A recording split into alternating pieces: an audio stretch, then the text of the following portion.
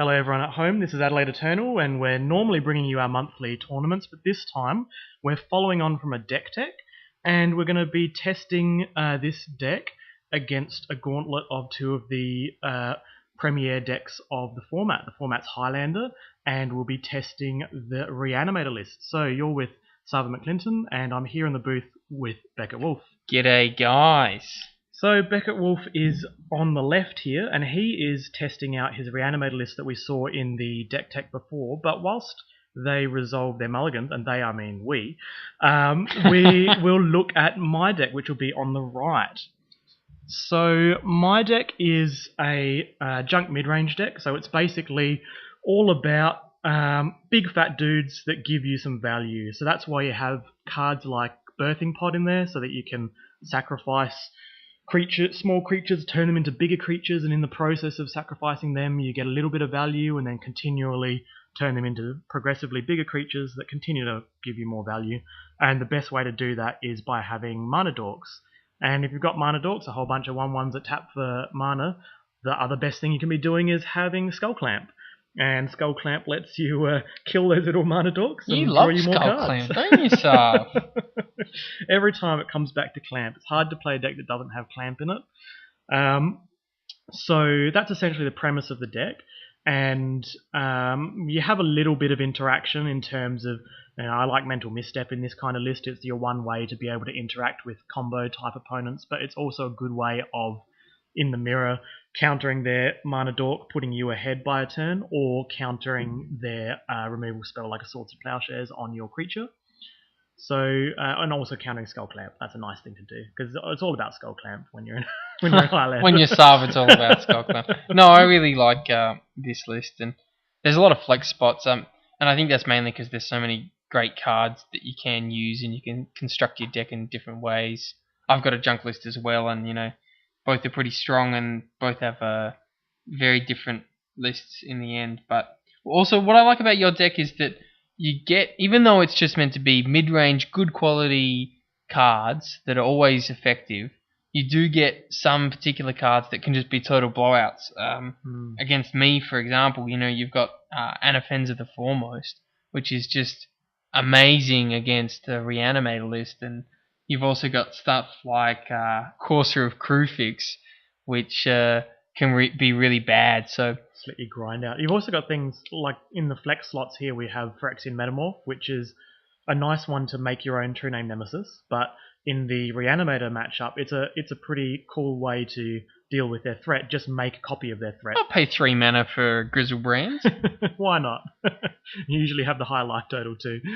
Yeah, but I mean post sideboard, you can take out that trash and fill it up with some other hate cards, and it's the junk list can almost be like a bit hate bearsy in the end. Because you get to have Thoughtseize, Inquisition of Kozilek, Duress to disrupt their hand. Then you got Thalia to just sit out there and tax them for 1 for all their spells. And if you're playing Reanimator, you're probably going to be playing a lot of 1 mana spells that filter you through your deck and do that kind of thing. And if they all cost 2, you can't really do too much too quickly. So, in terms of the match, I think we should go down to watching us continue to play the game, play against each other.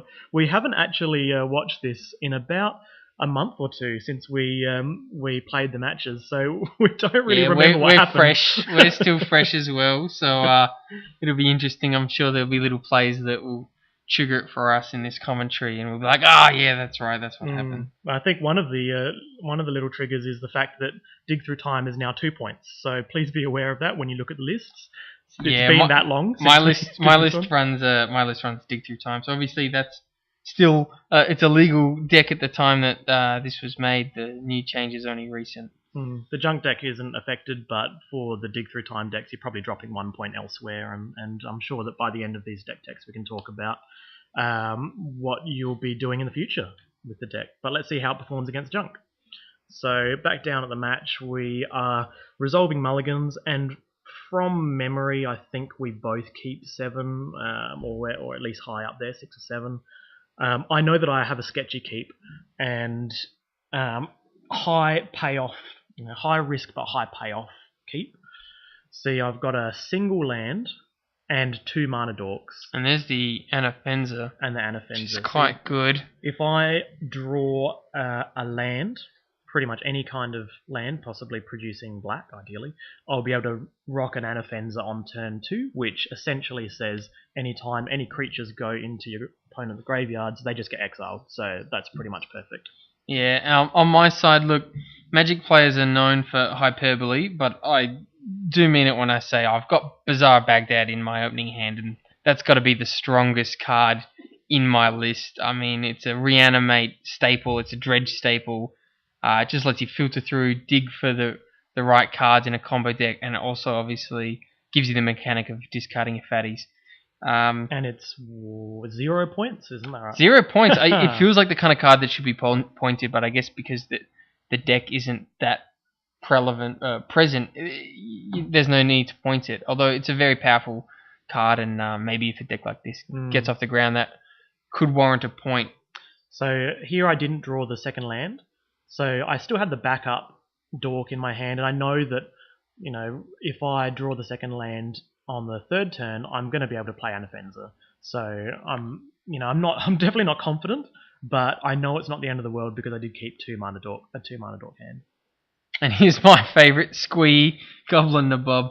By the way, I should just say, guys, if you want to check out my list, we did do a deck tech on this in an earlier video, so we went into depth about my list, so feel free to check that out. I raged on about Squee a lot. Look, he's not actually the best card in the deck. Bazaar is the best card in the deck, but he's a lot of fun, and I've just drawn him there. And he works nicely with Bazaar. He's cute, and he's cute, and he's actually worth running in my opinion. So don't get us wrong. We're not trying to reanimate him. No, we just want him to return. What's that? Giorio's Vengeance? Get a legendary creature back. You can give him haste. No, he's only 1. Oh wow! Skull clamp him. Not even. I can clamp him. This is great. Squee into the clamp decks. Do you reckon that's playable? I think Ophiomancer is playable, which is better than Squee. I think Ophiomancer is a lot better than Squee, and you have him in hand, although Ophiomancer is not going to do much in this game or this match, I don't think. Yeah. Really good for the grindy matchups. Absolutely. So I've just got the turn one Faithless Looting essentially is what Careful Study is, into turn 2. Reanimate.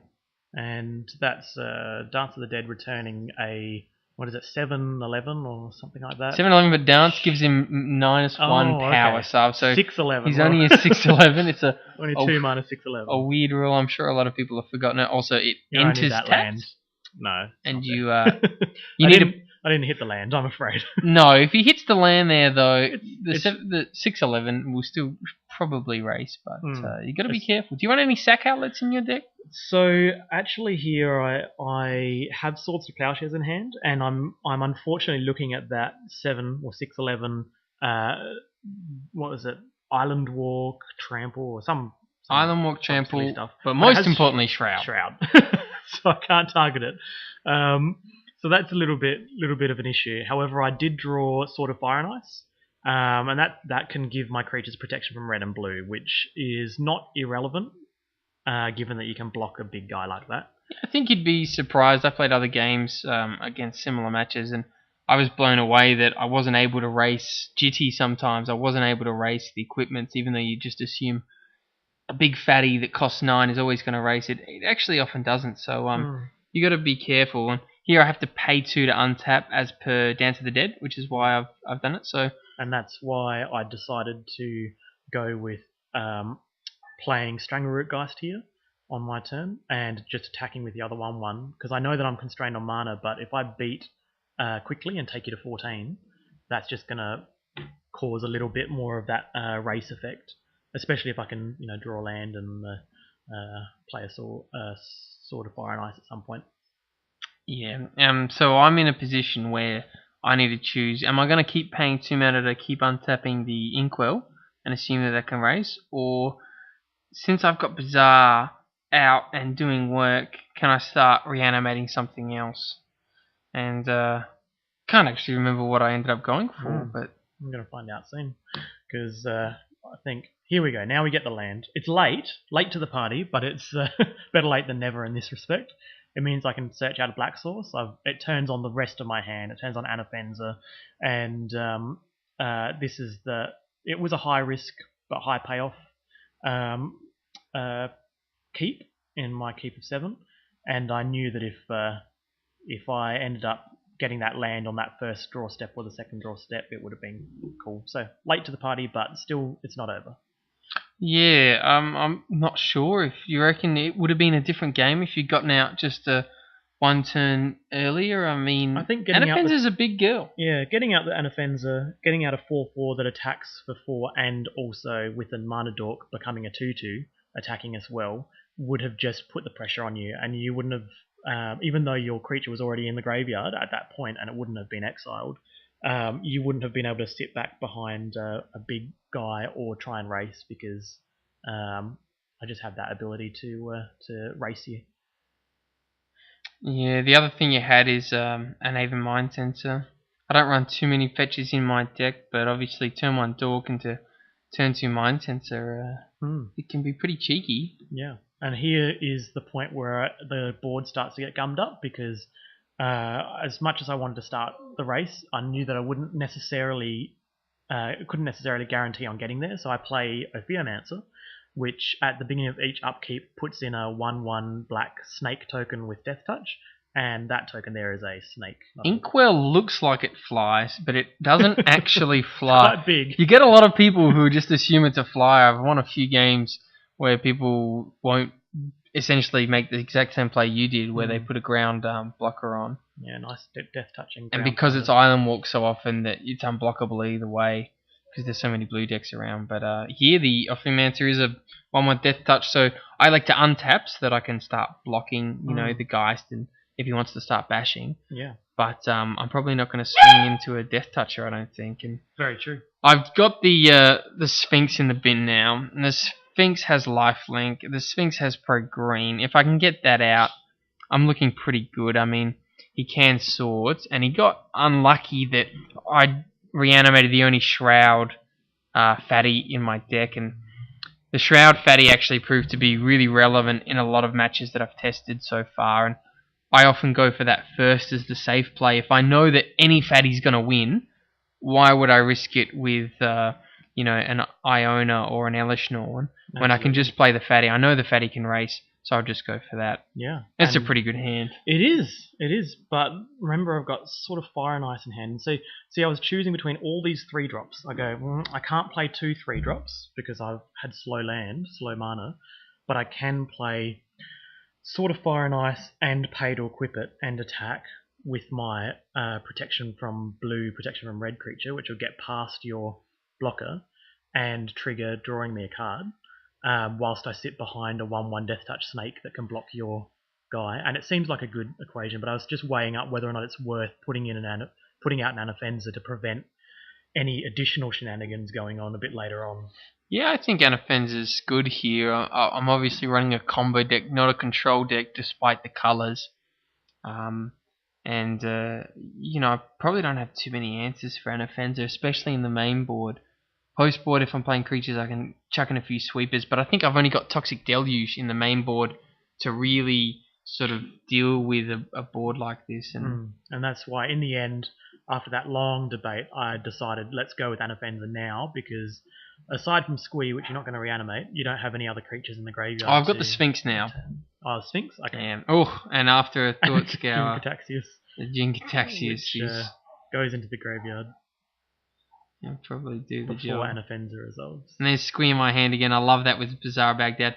It just turns Bizarre Baghdad into draw 2, discard 2, because you're always discarding the Squee, getting it back. I got to stop talking about Squee. But I think I've got a Duress and a Animate Dead in hand, so it's good, especially since I elected not to play the Sword of Fire and Ice. Again, it was a very close call for me, but I ended up deciding to build a board before playing Sophie. But having a non-creature in my hand is more vulnerable to interaction that you have than a creature. Yeah, and look, I've got the mana to do Cruise, Duress, and with the land drop there, or Pedal, I can animate the Gitaxias or the Sphinx, and I know there was another Cruise reason. is good because I've got so much. Yeah. When the sifting rubbish through is the in there, decks. Yeah. get rid of it. I know the other reason I left the mana open was if I play an Offenser here, I get to keep up my 2 mana, one of which is white, so that I can use Swords to Plowshares if you reanimate something, but you correctly lead with Duress. And this means you have to choose to either take Sophie or take the swords. And if you take the swords, you've got free reign to be able to reanimate something that doesn't get Swords to Plowshares. So you ruin my plan there. I can't remember what I take. I'm excited now. It's it might seem obvious the sword is the thing to go, but I think actually now that I've seen this happen, I've realised the only way I lose this game is by him equipping some smelly 1/1 to his Sword of Fire and Ice or the Anafenza and just getting in. I mean, Anafenza equipped does 6 unblockable and then an extra 2 in draws. Yeah. And, I can't bash into that 1/1 Death Touch. So whilst I block your creatures, I get to just So I figured that, you know what, I'm in such a good position. I can let him swords whatever, Jinkataxis, Sphinx, and I've still got the Inkwell going up the board, as you say. And, I actually feel like I've got the late game in this scenario. But sadly, you have to discard Goblin Nabob. I but do. He gets exiled by Anafenza. She doesn't. Oh. She doesn't like goblins. And that felt good. 2 Moxen. Mox land. Ready to cast spells. With the Lotus Petal out as well. So much mana. Yeah. Out comes Animate Dead for the and Lifelinker. And I know he's got the swords, but I've also got a Jinkataxis, so I can't remember what I do here. Do I figure that it's better to do Jinkataxis because Jinkataxis can draw me the cards? Yeah, I think you wanted to put the Sphinx out, but then if you did the second thing, here we go. This is what I do. So I collected Brutality to kill his white source, and then I reanimate so that he's not able to pass to the next phase. Yeah. Correct play. Seems good. Because by the time he untaps and swords, I've drawn 7. And once I've drawn 7 with 2 fatties, it's pretty much game over. That's it. And drawing 7 cards is pretty insane for you. Yes. So now everything you have here I have to play right away. Otherwise, it all gets discarded at the end of the turn. So obviously the swords is going on your guy, but the main thing here is you're going to gain life. And it ruins my tempo. Yeah, that's true. And if you see I've got a cheeky Lingering Souls in the bin, it's another sweet little addition, something that, because when you're playing all these careful studies and frantic searches and mental notes and thought scales, you can lose a bit of card advantage. It's nice to get a Lingering Souls in the bin there. And the Lingering Souls can, without costing you card advantage, just, as you say, come up the board. I really like that term. I haven't heard that term before. Come up the board. It's good. That's exactly what it is. A lot of bubble gum on the floor. Anafenza stands on it. Comical hilarity ensues. She can't walk. Yeah, it's a big issue. But my 2/1 flying Aven Mind Tensor looks absolutely embarrassing compared to 1/1 tokens that fly. He does fly over the top of this flying Inkwell, or not so flying Inkwell, but not the 1/1 spirits, I'm afraid. No.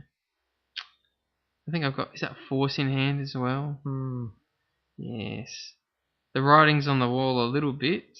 Yep. Although, yeah, so you don't have, Chainer's Edict or a Diabolic Edict or anything like that? I don't. It would be pretty nice. And here we go. It's a Toxic Deluge to wipe my board. And you can see why the Deluge is good, because the Deluge is a sweeper that doesn't kill my guy. So I actually run Black Sun Zenith in my sideboard as well for the same logic that, I can get rid of an entire board, but I don't want to get rid of my big fatty. Yeah.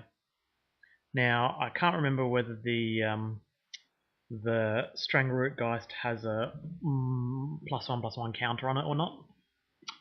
Oh, because of an offenser? No, did it? He may have needed to have come back.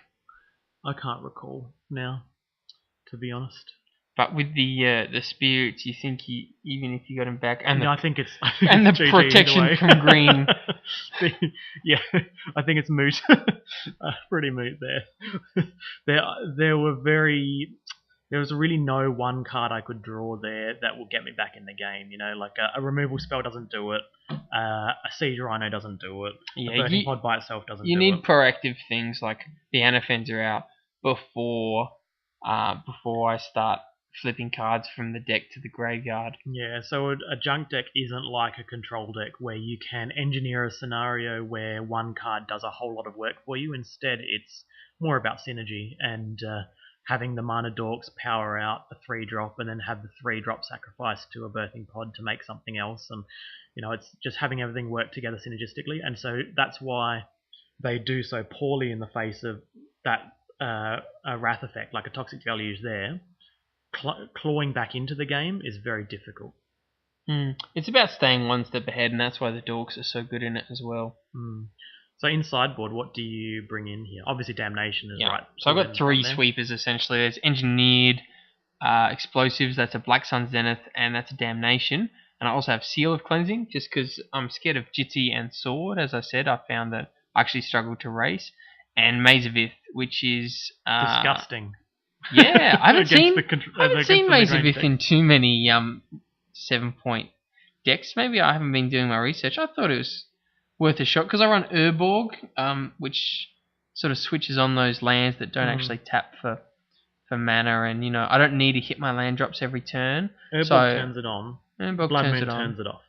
And Blood Moon's pretty popular in the format, I guess. That's true. So maybe that's why people aren't really playing the Ith. But when Ith is on the board and you don't have a way to deal with it, you don't have wasteland type effects. I'm probably not bringing it in against Moon decks as well, so it's for this sort of junk matchup and or any creature matchup or zoo. I was thinking. I mean, I'm happy to get rid of a land drop to play Maze of Ith. Absolutely, having a pseudo Swords to Plowshares or a Detention Sphere for that one creature that is the biggest creature every turn for the rest of the game is pretty good against me. I have to go wide, and the more I get forced to go wide, the more I get wrecked by the 3 sweepers that you could draw. Yeah, because then you got to keep sort of loading up the board where you'd rather just hang back on one thing and play around sweepers. It's a good point, Sarv. And it also means, here's the stuff I take out. Yeah, so I take out the grindy, slow planeswalkers and creature.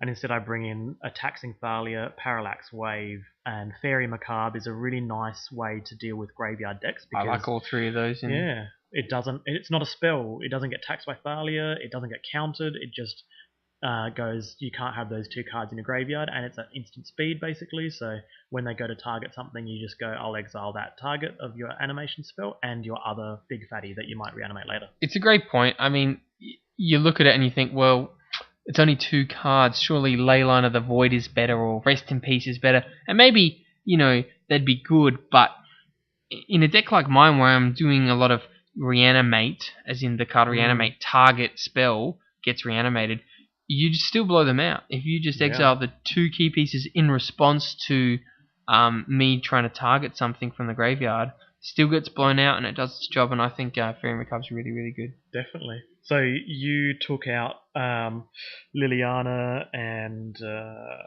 couple of other things. Yep, I took out Lily because you run Stranglroot Geist and you run creatures that I can't really protect Lily too well. Yep, I agree. I think Planeswalkers are good when you can protect them, and I didn't think I could protect them. And her sack ability, you've got a lot of bad creatures that the Ophiomancer tokens you can sack. I can sack. Oftentimes it's 3 mana sorcery speed Diabolic Edict. Your opponent sacrifices a 1/1 Llanowar Elves. It's not great. I'm trying to think what else I cited out. Did I show it to the camera? It could just be Duress Thoughtseize Inquisition. Yeah, some of the. I think Duress was in there as well. It doesn't really hit much of mine except for a removal spell. You usually don't catch the Skull Clamp as much as you want to. It usually doesn't pan out. Maybe even Lingering Souls if I'm running more sweepers. I need less critters. But this is an opening hand. Mm-hmm. Was it 1 land? I think it's Urborg, Show and Tell, Elishnon. And I've got the Thalia. And a Duress. That's right, I've got the painful 1 land hand here. Oh, no, that's it looks brutal. Nice. Indeed, you had the Thalia and the Fairy Macabre. Thalia, Duress, Fairy Macabre. Not worth the risk. And I'm set up, ready to go, but it was just the one land hand, and the one land wasn't a black source. I mean, if it was a black source, you duress them. I think if it was a black and then source, you it's fairy good. macabre them, and then hope that you draw the second land to play Thalia. But Fairy Macabre can go Temple Garden. a long way. It'd be The pretty Temple greedy Garden. to keep that, I think. I think I just, if that had some mana dorks in it, then sure. Like the last hand, I kept a one land hand, but it had 2 mana dorks in it, so I'd be operating on 3 mana, so to speak, but very slowly. It's not worth it. Not in game 2 where it's you got to win or you're out. Here I get a hand with basic forest, another land. Oh, I've got the Mox Sapphire, which is why I've kept it. Anafenza, Thalia, but no white mana. Parallax Wave. So yeah, I did only have 1 land, but I've got the Mox Sapphire, and I've got a Show and Tell with the Elishnorn. So really, if I hit a land drop, I can actually get a turn 2 Show and Tell. So the hand seems risky, but I think you've got to play it risky. It's not a control deck. As I said, you don't need to hit your land drops every time. It is a combo deck. If you just need 1 good Show and Tell, and that can win the game, and I also had an Inquisition there. You need 1 good Inquisition, and that can win you the game. There's really only one. I don't know. Thalia is actually really good. In fact, I think I thought about this for a while, because the Thalia, I actually have Mox in hand, and I want to really get that turn 2. I'm greedy for the turn 2 Show and Tell. And you know that I have no white source here, and white source turns on either of my 2 creatures. So you just take the one that I could cast sooner, right? Yeah. It's an issue though, because I can leave you with the Anafenza, and then Anafenza doesn't affect the Show and Tell. But maybe if I cast Show and Tell and you play Anafenza off the Show and Tell, and then you get to hard cast Jitty, then you've actually got an Anafenza with a Jitty out, and that's not too bad actually. So here I sick rip that white source. There you go. Even basic white, but I troll you a little bit and just don't show it. Wow. I go, I can't cast Anafenza next turn, don't worry. And I sick ripped the Marsh Fights? I can't remember. I think I must have. And I'm tapping it there obviously for black, yeah. And you go, that's alright, you can play Anafenza. And I go, well, I just drew the white source. I'd like to cast Anafenza. But it does say artifact, creature, land, or enchantment. I had to make sure I read it. Yes. Because I have Parallax Wave in hand. And if you haven't seen Parallax Wave before, it has Fading 5. It's an enchantment. And it obviously fades in your upkeep. But you can use 1 counter to exile a creature, which I'm going to do, when I want to. I just exile your Elishnorn. So gradually it ticks down, and when the counters cannot be removed, when a counter cannot be removed, the enchantment sacrificed, and then you get the creatures back. Parallax Wave is something I don't personally run, but I have lost to so many times, and every time it comes out, I'm like, I can survive. Like, he can't race me. I just gotta wait for the Parallax Wave to die. I'll get all my creatures back, and then I'll crush him. And every single time, he just gets there. Oh. So, in this case, though, the Parallax Wave is very good, but I'm pretty scared of that Anafenza and the Jitty now, so I need something good here, I think. It is exciting. I can't remember the game. It's exciting. Yeah, absolutely. I'm just holding your Elishnorn at bay for a little bit so that I can... How did it come to this? And the Jace there, Vryn's Prodigy, actually just exiles because of the Anafenza. So Jace is there, obviously not as a fatty, but as someone who can discard the fatties from my hand. But sometimes... Looting is good. Looting is good, and it's the reason why you don't run Oath of Druids like Cameron Bird's list, because you don't want to oath into him. No, I don't. I like the Jace. It's tough when he just gets bolted or abrupt pretty early. There's not too many targets, but actually just reanimating him sometimes. Oh yeah, that's a shame. At least you've got things to do. That's right, bash. You just got to bash. Oh, and look here, I've got Unburial Rights in the bin. The only problem for me now is that Anafenza is a real issue, because the show and tell for me is so important. It's only a one of, obviously, but it gets around a lot of post board for me because people side in Graveyard Hate, and then I have the show and tell, which works on a sort of different axis, and I can show and tell when they've got all these rest in pieces out, and I get them. But my show and tell's gone. I don't have any critters in the bin. I've got the Reanimate, but he's got the Anafenza out with a clock, and and getting worried. Just holding that Elesh Norn down, and I'm filtering here. I just go, I've got 2 land in hand. I've played one just to filter the deck and hope to draw something decent. I just need one more piece to apply enough pressure to take you out of this game.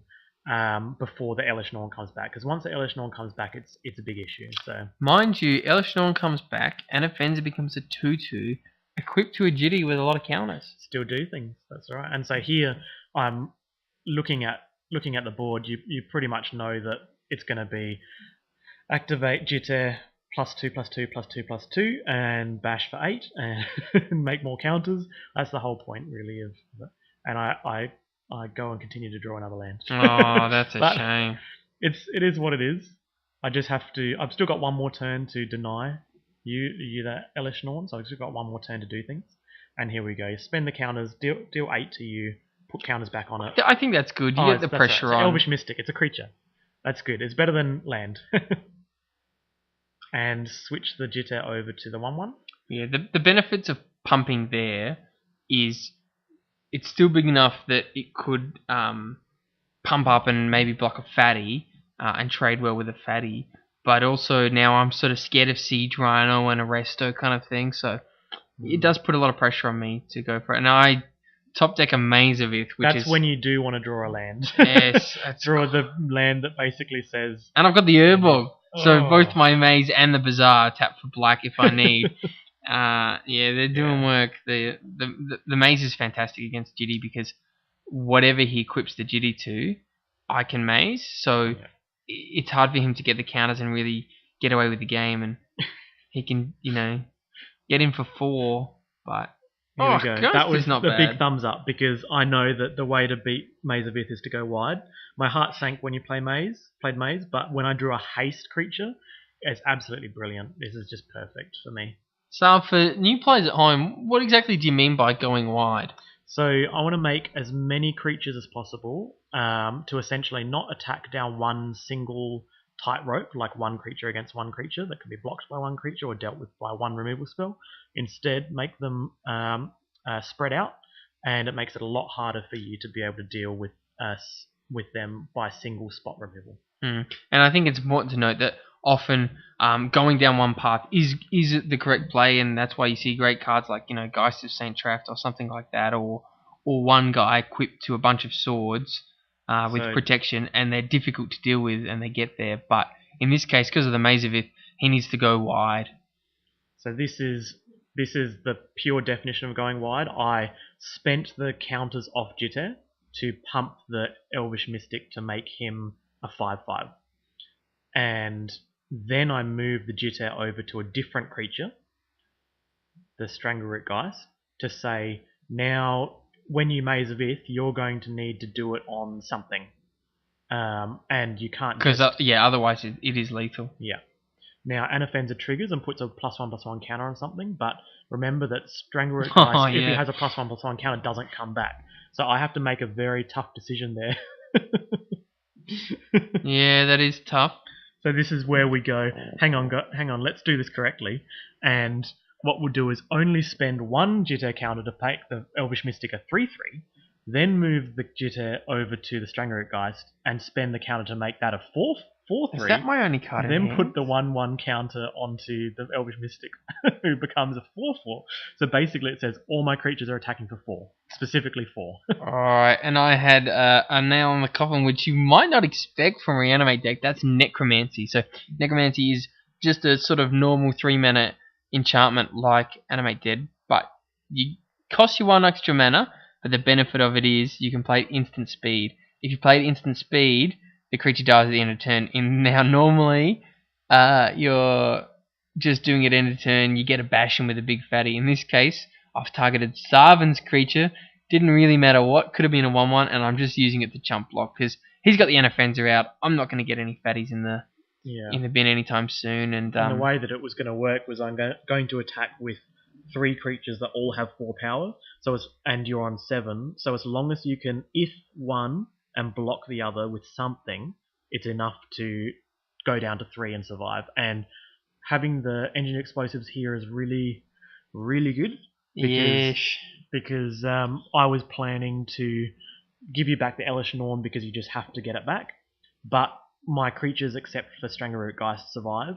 You are able to if one of them, but I can put Jitter on the other one. Or you if the one carrying the Jitter, and the other one has to bash into Elish Norn and can't really get there. This is where the Urbog is really handy because Urbog means the Cephala doesn't ping me, which is the blue mana there in between the Bazaar and the Maze, and I'm able to cast Engineered and blow it. Yeah, it's pretty rough because that Elish Norn just completely wiped the board. I was really trying to buy time to get back in the game, to be able to just tempo you out, but it was pretty much exact seas. Everything was exact to make sure that I was able to only take you down to 3, but not seal the deal. Yeah, it's not looking good here for the hero. I think I decide to blow, and my logic is because I want a Bazaar at the end of turn. Even though I don't have cards in hand, just milling, because I've got the Unburial Rites in the bin. I thought about it a lot, and I think even when you have no cards in hand, just milling your deck into your graveyard is worthwhile. So I could try to wait there to play a 3-drop and then get some extra value, but I think it's better to just start milling myself out and see if I can find another creature. Yeah, especially since your spell has flashback, so you're able to... You've already got that reanimation spell in the graveyard. You don't need it in your hand. You don't need to actually keep any kind of hand. You can just flashback the thing from the graveyard. Yep, and for those watching at home, if that was a bit fast, Cephalid Colosseum is a land that I can sack to draw 3, discard a 3, and that was me activating it then. So I just drew 3. I had no cards in hand, so I discarded the 3. My hand is land, Voice of Resurgence. Voice of Resurgence is exactly the right size to die and die again. Well, if you had a bunch of creatures, it wouldn't die again. If only I can keep a bunch of creatures. Yeah, you needed some mana dog sub. I could get a dried up or off that forest. Oh no. Yes. Elish Norn's quite good against the critter decks. It's really, really good. And this is where you continue to mill, and you're able to just flash back the Unburial Rites from the graveyard. He's hidden in there. It's getting big. Yep, I've seen it. I've been looking at that. Now, let's draw something. Kazali Pride Mage also small enough to die instantly. No, but Sub, if he swings, he's a 3/3. So you just gotta... I could play him, give him haste, attack, and he won't die to state-based effects, right? Oh dear. Yep, that was pretty much the way that we expected this matchup to play out. The combo deck is operating on such an unfair axis that it's able to just explode when it needs to, or buy time to survive in order to assemble the pieces to combo out, and that's what happened. I couldn't get there. I took you to 3, but it's just not enough for the you got close. It was scary. Close, yeah. I needed to secret the Engineered and the Maze, I think. Well, maybe not the Engineered, but definitely the Maze of Ith. Yeah. Well, that was pretty interesting. So we're going to go on to another match after this. So the Gauntlet this time around consisted of 2 decks. One, mid-range Skull Clamp deck, and the next will be a nice spicy twin deck for the Blood Moon effects. So we'll see you at the next round. See you then, guys.